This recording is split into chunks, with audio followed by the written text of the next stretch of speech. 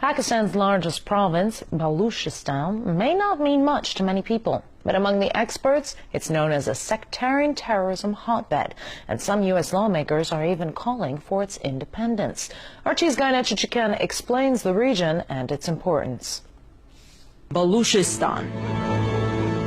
You may have never heard of it, or maybe caught a glimpse of it in a Hollywood blockbuster, but the place is a hot destination for intelligence services from around the globe. Looking at its location, as part of Pakistan, bordering Afghanistan and Iran, you may think, well, no surprise, dangerous place.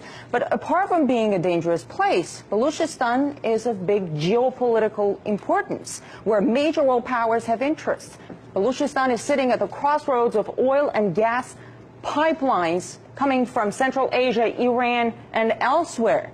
The Iran-Pakistan pipeline, the Turkmenistan-Afghanistan, Pakistan-India pipeline, not to mention that Balochistan itself has its energy resources. Besides, its Gwadar port, and it's right here, is the access point of Chinese commercial shipping to the Indian Ocean and on to Africa. But all the violence and instability there doesn't make it an easy place for business.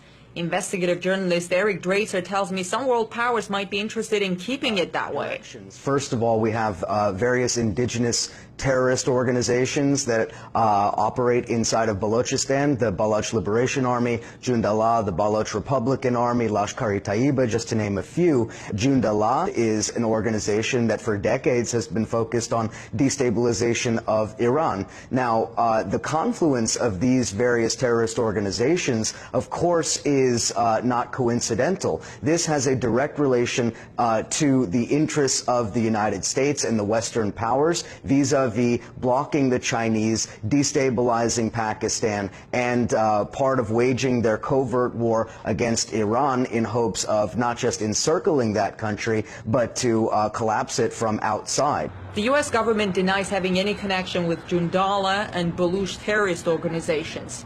Although CIA memos leaked recently say the Israeli Mossad recruited Jundallah members, quote, under the nose of U.S. intelligence officers, end of quote. As far as other terrorist groups, like the Baloch Liberation Front, there are a few people in U.S. Congress who expressed readiness to support the separation of Balochistan from Pakistan, like Dana Rohrabacher from the House of Representatives Committee on Foreign Affairs.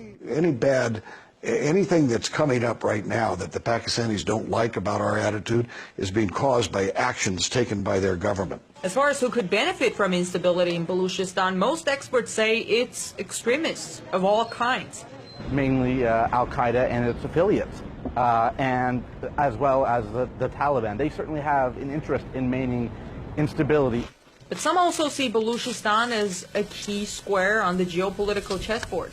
The United States knows they cannot compete with China economically or industrially, so they have to stunt China's development through these various subversive tactics. They're willing to engage with various terrorist networks that they've had for many, many years, if not decades, in order to try to make the Chinese stall in their economic development. So according to you, pipe wars are real, and creating instability is one of the instruments to gain advantage. But wouldn't it backfire?